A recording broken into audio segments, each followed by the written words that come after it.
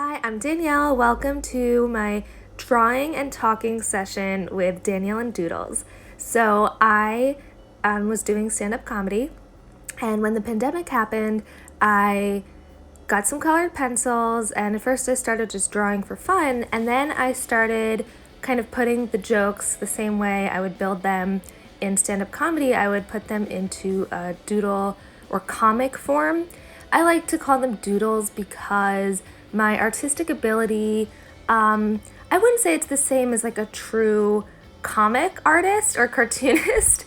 But I do my best and I think it's fun. So most of my doodles are about quarantine, dating. Most of them include something embarrassing about myself or something embarrassing that has happened. I have some about the Jewish holidays, my birthdays, Halloween, just mostly about my life, politics, TV, and if it's about something that's not about me, I usually try to insert myself in some way. I had one about Emily in Paris, so I did Emily versus me in Paris. Anyway, the one that I am working on today is about 4 things that I forgot when I went back into the office. So I work in New York City at a digital media company, and the office shut down in March. Luckily, pretty much everyone was able to do their job pretty seamlessly from home, including myself. But I did go back in the summer, and recently, just about 3 times, they opened the office in July to a small group. You had to read a really long document about all the rules. There's so many rules, and get permission and do a training. Like, do all of that before you went into the office. So I did all of that, but I forgot a lot of the things that happen when you go to the office, after not doing it for so long. So in this doodle, I talk about going to the wrong floor. The other one is forgetting my building ID, forgetting that humidity truly has a damaging effect on the appearance of my hair, and getting lost because I work in the financial district downtown.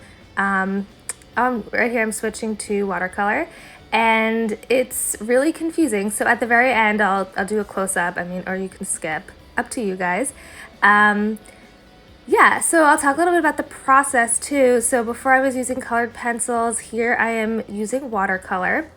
The process is I usually sketch a draft that's not great, and then I redraw it on a watercolor pad in pencil, go over it with pen.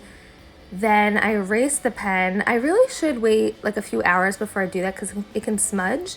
And then I colored in with colored pencil, and then I use watercolor. And I actually have to wait a day before I watercolor because the pen can smudge more with the water. And here I actually didn't wait a full day. I did this at 8 a.m. and then I painted at I don't know, 7. It was night. But it is smudging a little. It's still readable. But I should have been more patient. And yeah, so as for colored pencils, I have a few varieties that I like to use. One is from Moleskine, and it's really cool. They were expensive, but if you dip the tip in water, they become a watercolor pencil. And they also had cool colors that I hadn't seen before.